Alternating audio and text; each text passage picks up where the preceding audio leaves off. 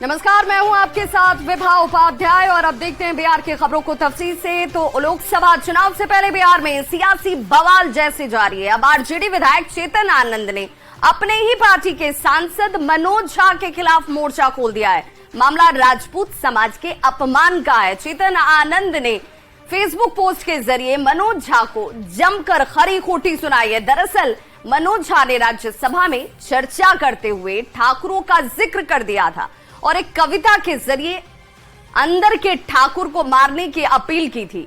मनोज झा के इसी बयान पर चेतन आनंद ने जोरदार हमला किया है। फेसबुक पर चेतन आनंद ने क्या कुछ लिखा है जरा वो देख लीजिए। हम ठाकुर हैं और ये फेसबुक पोस्ट, उस फेसबुक पोस्ट के जरिए चेतन आनंद क्या कहते हैं जरा वो देख लीजिए। और ऐसे में उनकी तरफ से आपत्ति भी जाहिर की गई और कहा गया हम ठाकुर हैं साहब, क्योंकि इसी ठाकुर शब्द का इस्तेमाल मनोज झा की तरफ से किया गया था। हम ठाकुर हैं साहब।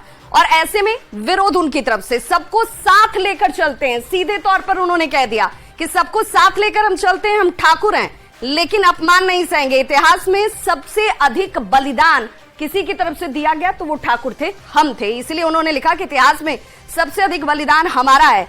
समाजवाद में किसी एक जाति को टारगेट करना समाजवाद के नाम पर दोगलापन के अलावा और कुछ नहीं। जब हम दूसरों के बारे में गलत नहीं सुन सकते तो अपने ठाकुरों पर अभद्र टिप्पणी बिल्कुल बर्दाश्त नहीं करेंगे। ये सीधे तौर पर चेतन आनंद की तरफ से विरोध भी जाहिर किया गया और उन्होंने कहीं ना कहीं लामबंद करने की कोशिश जो है वो अपने तरफ से ठाकुरों को भी कर दी, क्योंकि ये कहा गया कि आखिर इस तरीके से ठाकुर शब्द का इस्तेमाल करते हुए क्यों निशाना साधा जा रहा है। अपने अंदर के ठाकुर को मारने का जिक्र करने का आखिर मनोज झा का तात्पर्य क्या था, क्यों कहा गया। और आइए अब आपको संसद में मनोज झा का वो वक्तव्य सुना देते हैं जिस वक्तव्य ने इस वक्त आग बबूला कर दिया है ठाकुरों को। ठाकुरों के बीच अब इस बयान को लेकर कहीं ना कहीं आक्रोश है। उन्होंने 21 सितंबर को ठाकुरों को लेकर क्या कुछ कहा था जरा वो सुन लीजिए। कविता लेके आया था, उसके पहले गले मिलकर गला ना दबाइए, और ये कविता पढ़ के खत्म करूंगा और जय हिंद बोल दूंगा।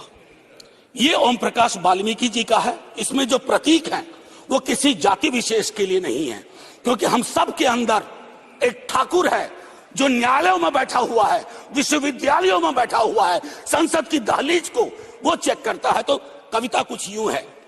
चूल्हा मिट्टी का, मिट्टी तालाब की, तालाब ठाकुर का, भूख रोटी की, रोटी बाजरे की, बाजार खेत का, खेत ठाकुर का, बैल ठाकुर का, हल ठाकुर का, हल की मूठ पर हथेली अपनी, फसल ठाकुर की, कुआं ठाकुर का, पानी ठाकुर का, खेत खलिहान ठाकुर के, गली मोहल्ले ठाकुर के, फिर अपना क्या गांव, देश, शहर। और मैं फिर से क्लैरिफाई करता हूं, वो ठाकुर मैं भी हूं, वो ठाकुर संसद में है, वो ठाकुर विश्वविद्यालयों में है, वो ठाकुर विधायिका को कंट्रोल करता है। इस ठाकुर को मारो जो हमारे अंदर है।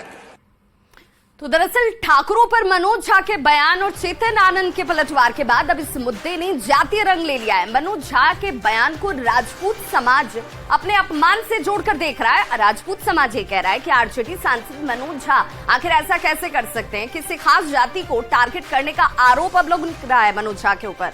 मनोज झा ने महिला आरक्षण बिल पर सदन में अपनी बात रखते हुए एक कविता सुनाई थी। उसी कविता के जरिए मनोज झा की तरफ से यह कहा गया कि अपने अंदर के ठाकुर को मारना जरूरी है। यही शब्द उनके थे। राजपूत समाज से आने वाले वक्त में चेतन आनंद ने यह कहा कि मनोज झा के ठाकुरों पर टिप्पणी किसी भी सूरत में कहीं से भी बर्दाश्त नहीं की जाएगी। आखिर इस तरह की टिप्पणी वो उन्होंने की क्यों।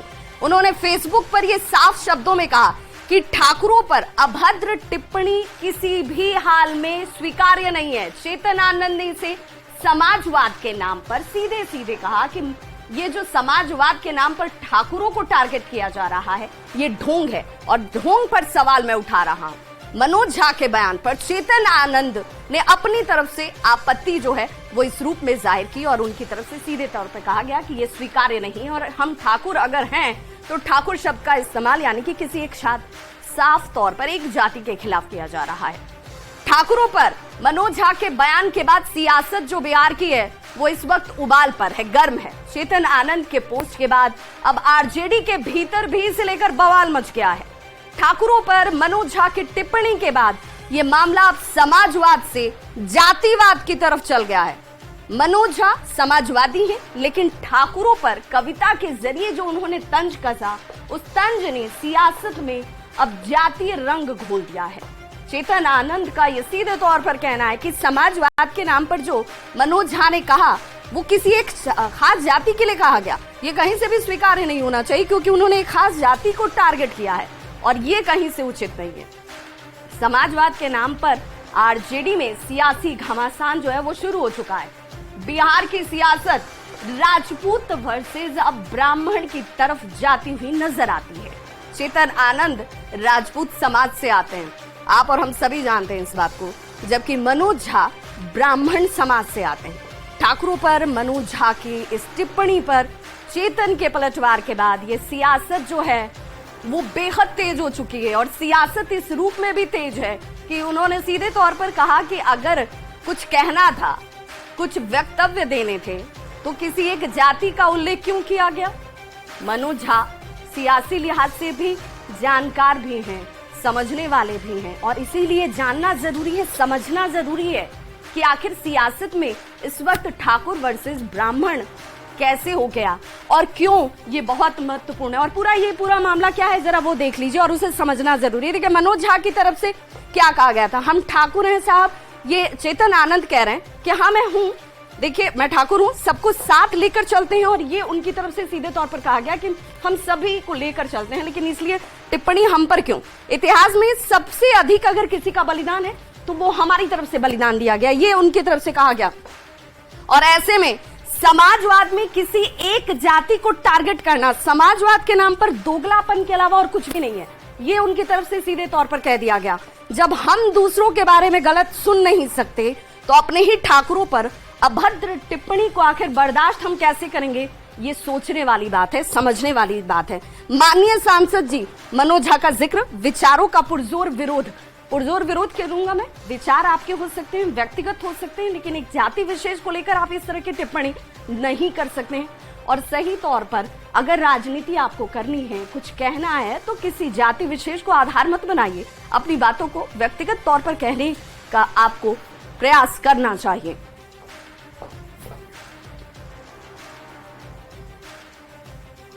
तो देखिए ये सियासत है भाई, और सियासत में जिस तरीके से इस वक्त जाति का रंग घुल चुका है उसे निकाल पाना और शब्दों का चयन कर पाना बहुत जरूरी है। शिक्षा विभाग के एसीएस के पाठक की बात करेंगे, जो कि अब इस वक्त छुट्टी पर दिल्ली चले गए हैं। के पाठक की छुट्टी पर जाने के बाद विभाग के अधिकारियों और कर्मचारियों के बीच ही चर्चा का बाजार बेहद गर्म है। फिलहाल शिक्षा विभाग के सचिव वैद्यनाथ यादव एसीएस के प्रभार में आ चुके हैं। के पाठक छुट्टी से कब लौटेंगे इसकी कोई जानकारी भी नहीं है।